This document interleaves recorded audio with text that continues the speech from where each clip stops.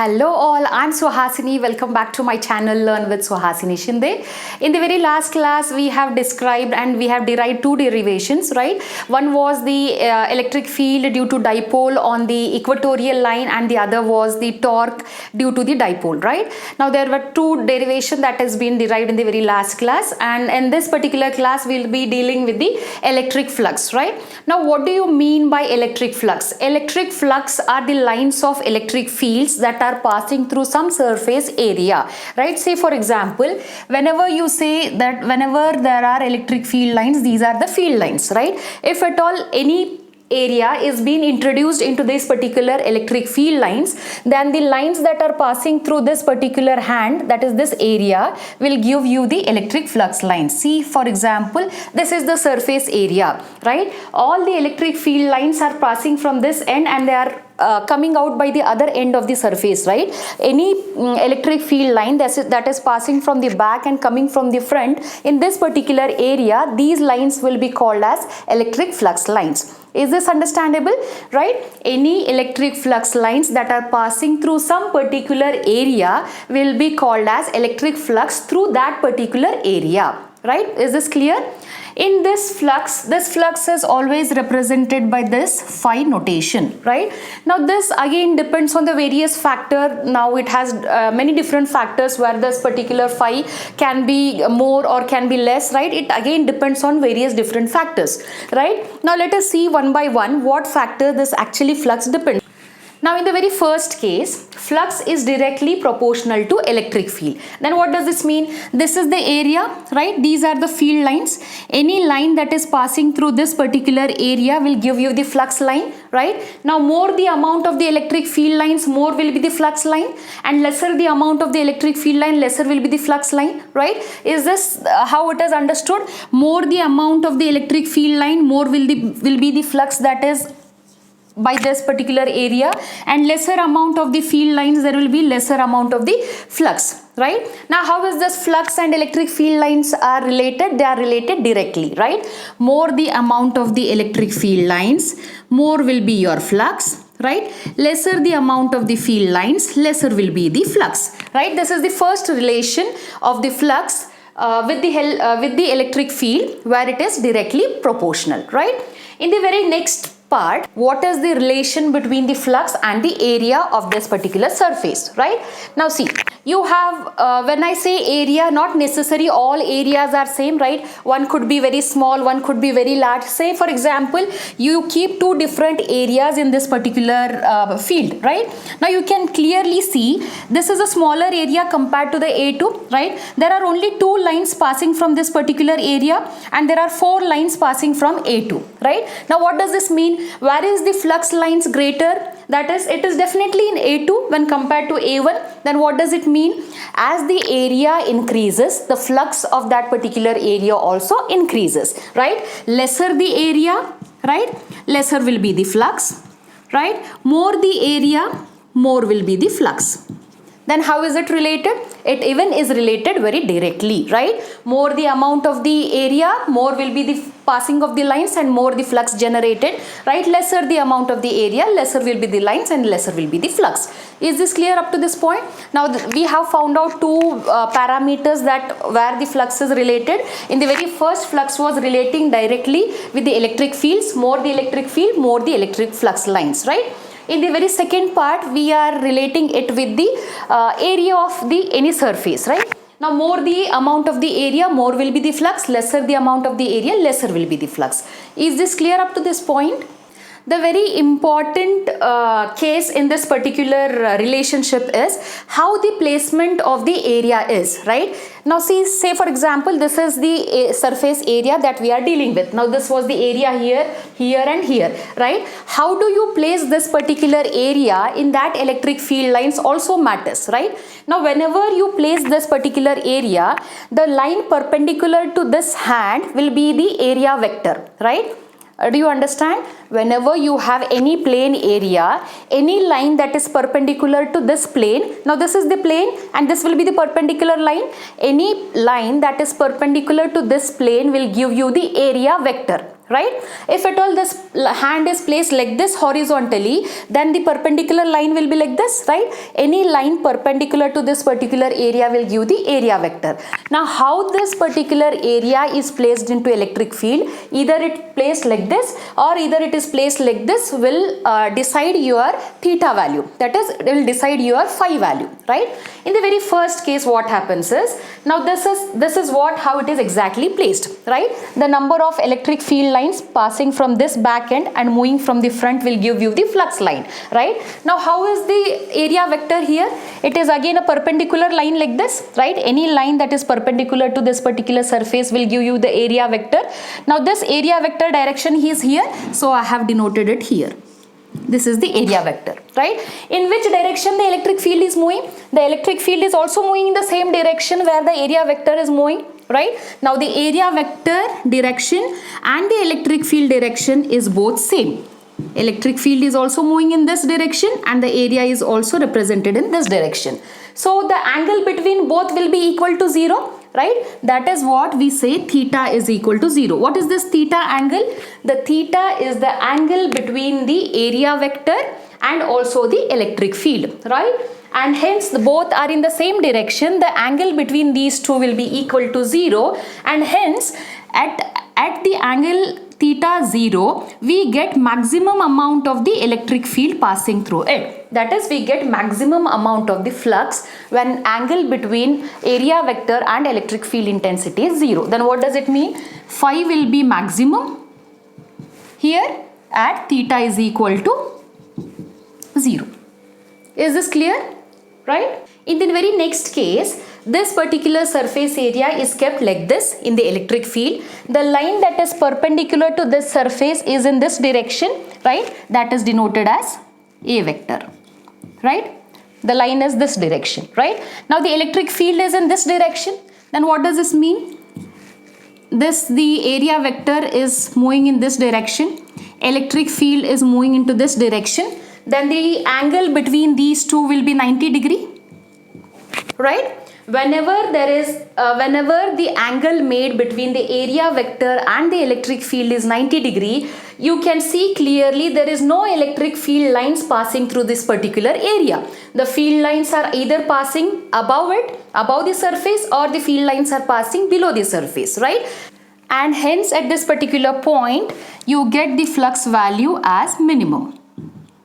That is, will be equal to theta is equal to 90 degree, right? You have two cases when the surface area vector and the electric field are aligned in same direction with theta is equal to 0, you get maximum amount of the flux. Why? Because there are so many flux lines passing through that particular point or area. Whenever the surface area is kept like this, and when area vector makes an angle 90 degree with electric field, then the amount of the flux that is generated in this particular area will be equal to 0. Why? Because there are no electric field lines that are passing through this particular surface, right?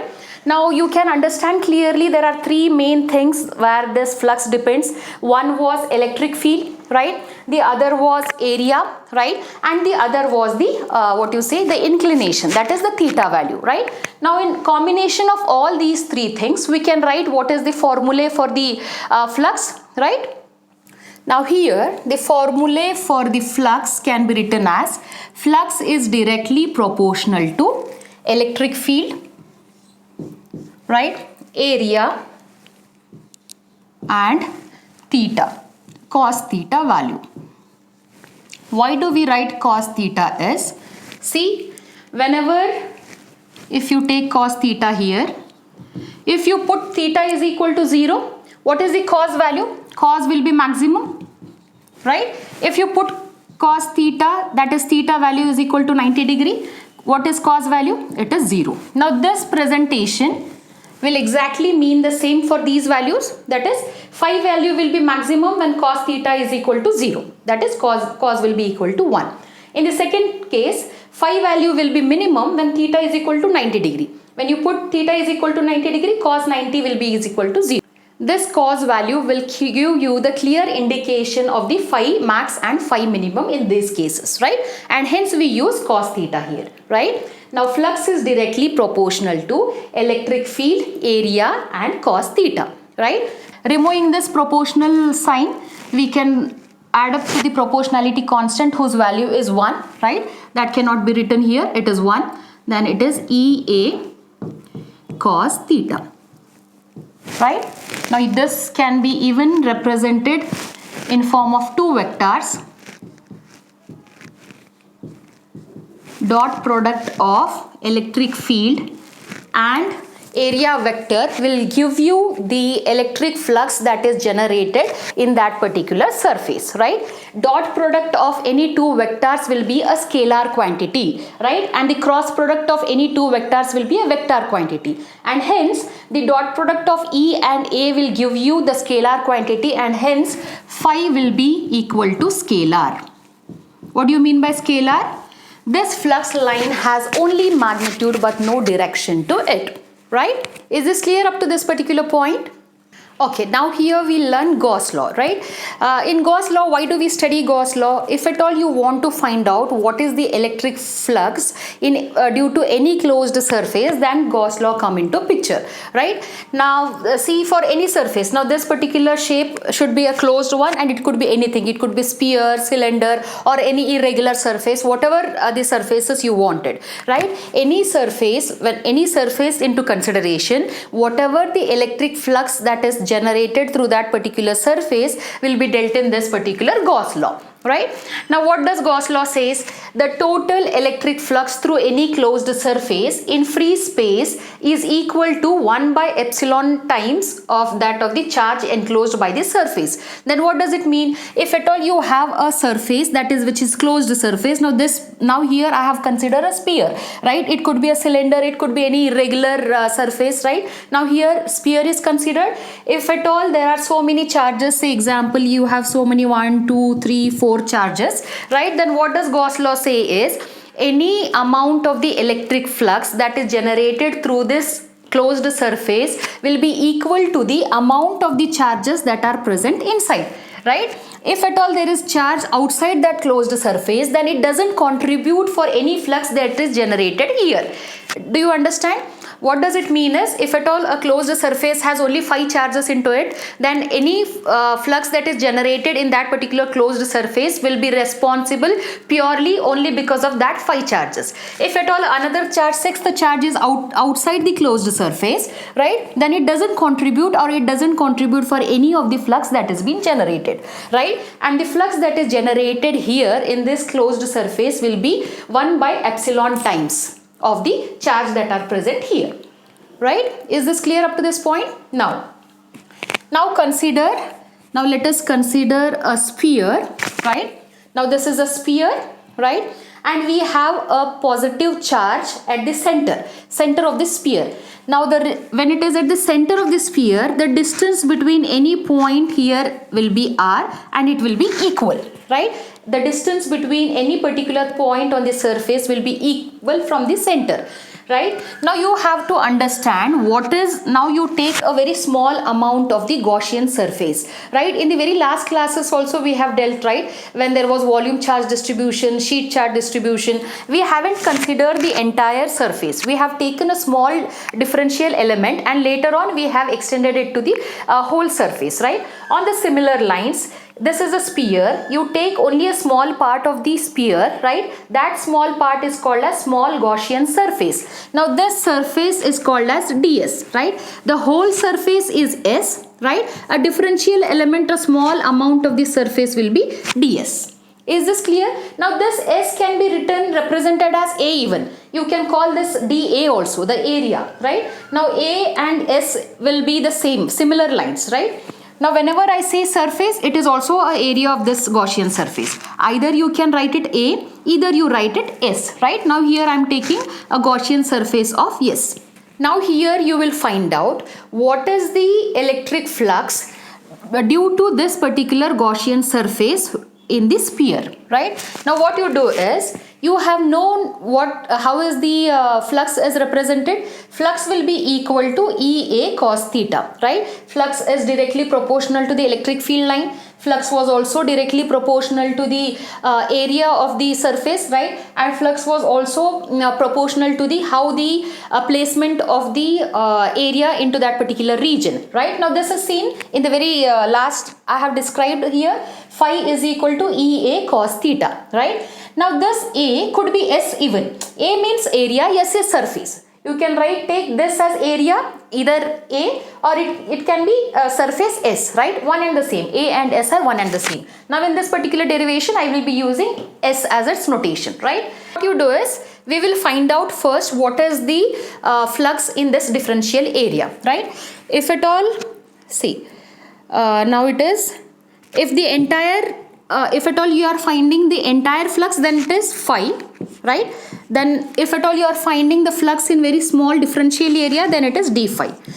When you have considered this Gaussian surface, you have considered a very small differential element of the sphere, right?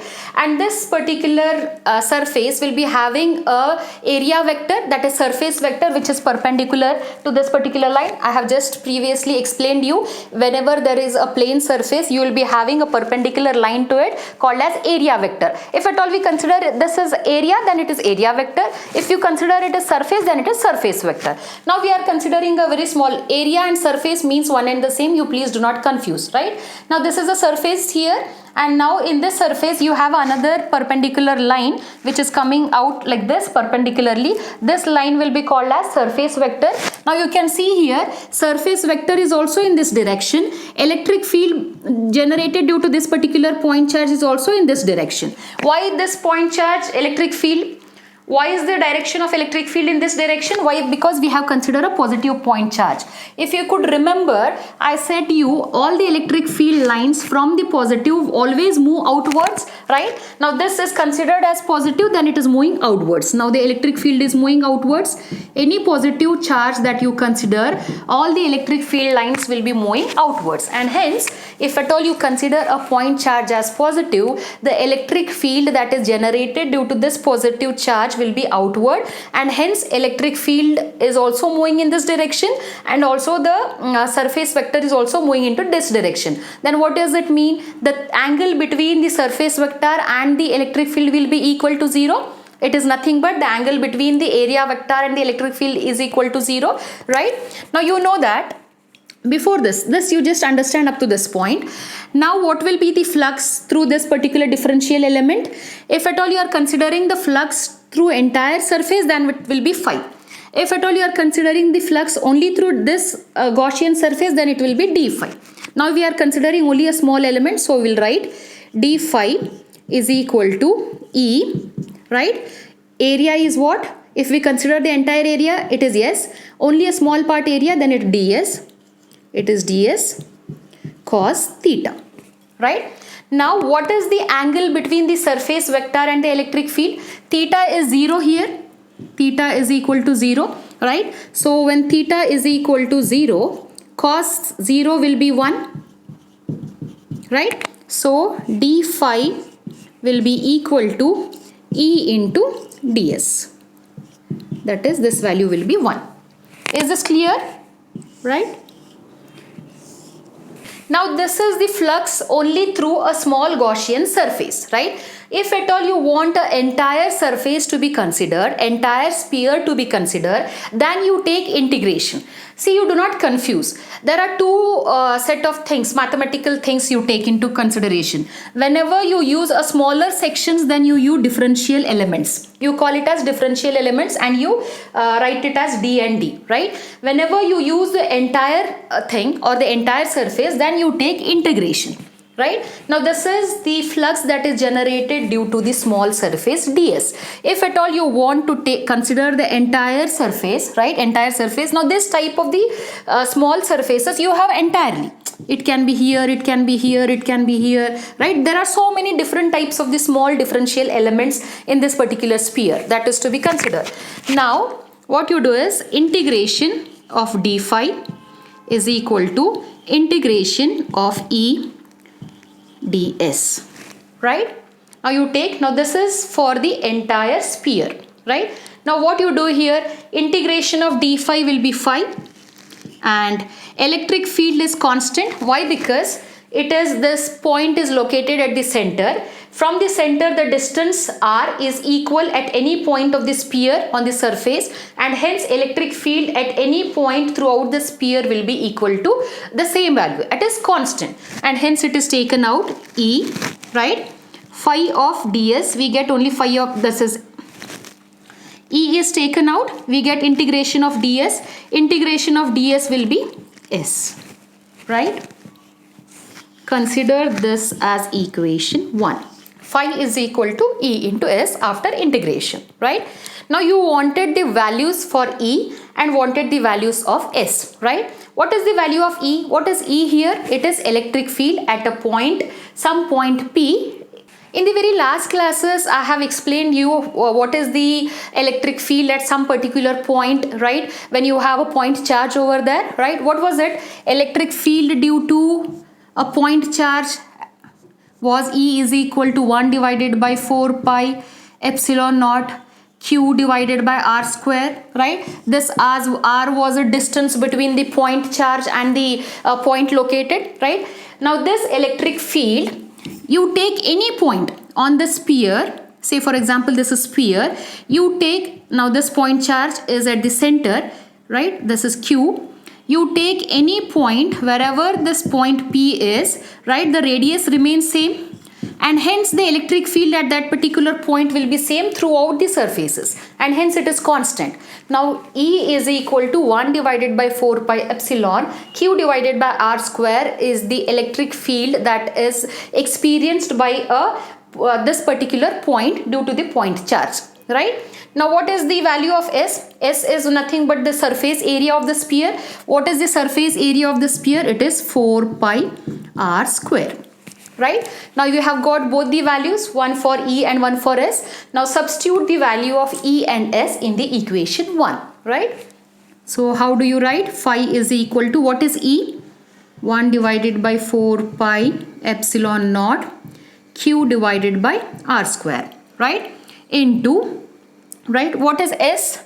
S is 4 pi R square.